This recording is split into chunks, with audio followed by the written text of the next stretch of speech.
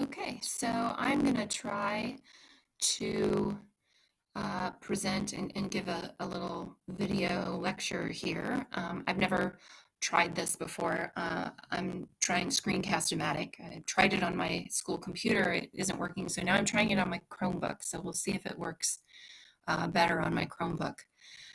So you'll see that I am posting both the note catcher and I am posting the slides presentation. Sometimes I'll have sketch notes. Who knows, it might be different each time, but um, I don't want you to have to rely completely on just reading the book and um, trying to get what you need to get from that. There's a lot of information there. So this will hopefully narrow this down for you a little bit. But I will post the slides presentation so that you have the opportunity to go back and look at this. If I skip through slides too quickly and you feel like you didn't get it, although since it's a video, I guess you can always rewind if you need to or pause. So I will skip through some of the slides to get through some of the more important stuff. So if you notice, we're starting in chapter 3 with the physical growth and development in infancy. And infants cover the ages of basically birth to age 2. So you're going to see a couple of different growth patterns here. So the first one is cephalocaudal, and I want you to pay special attention to that first part of the word, cephalo. That is a portion of the word that you're going to see if you take med term, if you go into the medical field at all.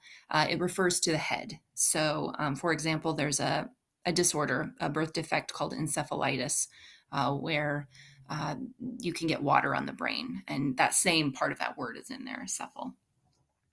So cephalocaudal pattern of growth is when you grow top down. So if you notice, babies are born with heads bigger in proportion to their body. So than what a normal grown person has. In fact, you'll see that all the way through age 2, where their heads are bigger in proportion than what they are when they're adults. So this means they grow in their head first. They're doing a lot of development in their brain, and it even speaks to the head itself. So the top of your head, your brain and your eyes grow faster than your jaw, for example. The other type of development is proximodistal development, and this is the center out.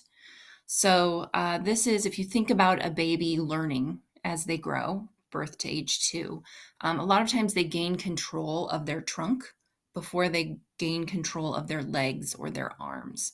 So a baby who is able to sit up still might not have complete control of their arms or their hands or their legs. So you're going to see that growth from the center out as well. So when you look at the physical growth as far as height and weight, and you'll see on the note catcher, I just put kind of a spectrum here. So starting with newborn and getting to 2 years. A newborn is usually born around 7.5 pounds, about 20 inches long. So this is a good question to ask your parents, what your height and weight were when you were born. My kids were all late as far as being born. They weren't born at their due date. They were born after. And the first 2 were over 8 pounds or 8 pounds or over. And Oscar was a little bit less. He was about like 7 pounds, 8 ounces or something like that. So he was my smallest.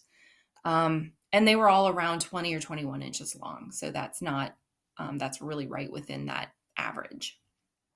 A lot of newborns will lose weight right away because they're adjusting to feeding.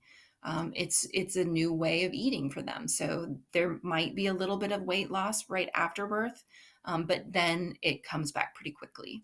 And they grow about 3/4 of an inch per month throughout that first year. And then the second year, it slows down to the point where at age 2, they're usually somewhere between 26 and 32 pounds and 32 to 35 inches long.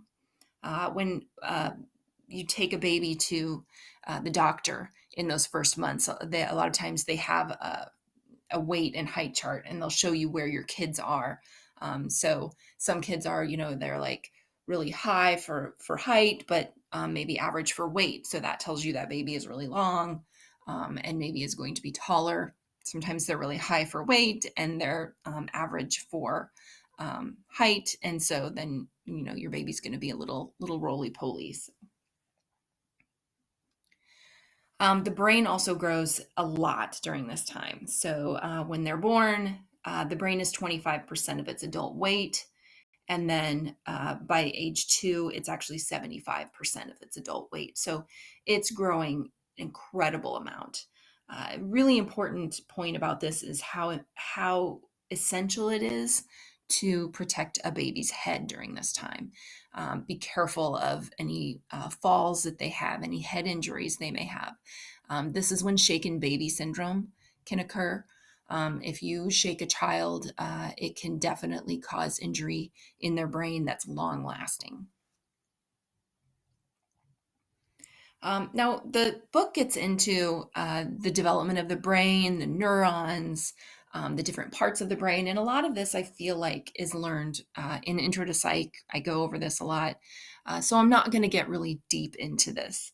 If you haven't taken Intro to Psych or you don't remember it's not a bad idea to kind of review those parts of the neuron, because this is how that information is sent throughout your body. So your brain being able to tell your foot that you want it to move, things like that. And this is all growing as a baby is developing. So I did put this little I don't know, picture of the neuron on the note catcher, just to kind of remind you of what that looks like. And to kind of understand how neurons are changing. Remember that myelin is the kind of fat that encases the axons. That is insulating it a little bit, and it allows that growth and that the neurotransmitters to move through there, those electrical impulses to move through your neurons. And then there's a lot of new growth. And what's really important when you talk about the growth of those neurons and those pathways and those connections has to do with the blooming and the pruning. So blooming is when you're making new connections, and pruning is when you're not using it. Therefore, you kind of lose that connection. Now, we can always get those back, but sometimes it's a little harder. So what's important to understand about this is that when you are in the womb, prenatally, your genes are dictating how your brain is being wired. But once you are born, your environmental experiences are going to guide your brain's development. So this means your deprived environments are going to result in depressed brain activity. And that's why the video that I have posted for you for today talks about poverty and brain development. And this is a really important thing. We think about poverty affecting people. We're thinking about poor people maybe not getting great nutrition. A lot of times there are issues with childcare, so babies maybe or children aren't always as I don't know, watched over as children who don't live in poverty.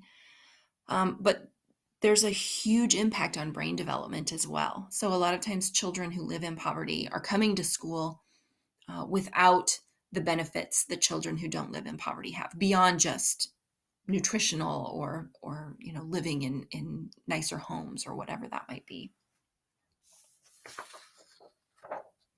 So the next next page of your note catcher talks about sleep. So we look at newborns sleeping 16 to 17 hours a day. Unfortunately, that's not all at one time. It's in kind of sporadic amounts. My kids were all good sleepers, but they were on a schedule. I was very scheduled. I don't know why. That was just something that was important to me. They ate about every 4 hours. And so they might sleep, and then they would wake up and they would eat, and then they would go back to sleep. And so that's where it's really important as a new mom or dad to try and sleep when babies sleep, but you also have all of these other things to do as well. And of course, if you are a younger child and you have older siblings, your parents going to tell you that wasn't possible because you had a sibling that was awake during that time and they had to take care of that sibling as well. By about 6 months, most infants start sleeping through the night. This is just a ballpark because there are some kids who don't sleep through the night for a long time. And then there are others who sleep through the night right away. I believe with my oldest, she was about 4 months old, and it was scary because she didn't wake up. And so when you as a parent wake up and realize that it's been longer than what it normally is, it's been all night, then you're scared what happened. But she was fine. She just was a really good sleeper. And then, babies develop then on their way. Some never really do well sleeping at night. Some do better. There isn't information in the text about how sleep develops after a year or two. But there's a lot of development from where babies sleep and how they sleep. And probably one of the most important things associated with sleep and babies is sudden infant death syndrome. SIDS, this is actually the highest cause of infant death in the United States. And it's kind of a blanket description of babies that die kind of mysteriously. They go to bed, they just don't wake up. And it's devastating because a lot of times those babies are otherwise completely healthy. There has been a decrease in the amount of SIDS cases because we have learned more about how to put babies to bed, have them sleep on their back. Like when I was a baby, my parents probably had me sleeping on my stomach because a lot of times that's how babies like to sleep. But if you have them sleeping on their back, they're less likely to then suffocate within the bedding. Don't smoke around babies. Don't allow others to smoke around babies. Breastfeeding as opposed to formula feeding. And then also try not to have babies use pacifiers, and then not having a fan in the bedroom. There's also some guidelines as far as the type of bedding you use, not putting bumpers in the cribs, making sure the cribs have a certain width apart in the usually they have like bars in there, and then making sure that babies can't get their heads stuck within those bars. There's quite a bit in the text about the difference between bottle feeding and breastfeeding. General consensus is breastfeeding is best, but it's really important to know that bottle feeding works too. It's not, no one should be shamed for doing either. It's something, sometimes it's just not possible for a baby to breastfeed. So bottle feeding is a perfectly fine alternative. Finally, nutritional needs. Nutritionists recommend that infants consume approximately 50 calories a day for each pound they weigh. As they get older, usually around 6 months, maybe a little before that, they start eating cereal, and then you can introduce them to baby food. Unfortunately, people often don't feed them enough fruits and vegetables. And this was really sad. In a study of the United States, 4 to 24 months old, the most common vegetable eaten by babies was French fries, which we probably all know is not really a vegetable. So nutritional needs are very important. And it's really hard sometimes to, especially in our society, to give them the best types of foods. So some questions to ask your parents might be, hey, what were some things that I liked to eat when I was born? What were some of my favorite foods? How did I sleep? Was I a good sleeper? Things like that to kind of find out how your development compares to the average. So that is it for today. Hopefully everybody is doing well, and I will post another video soon.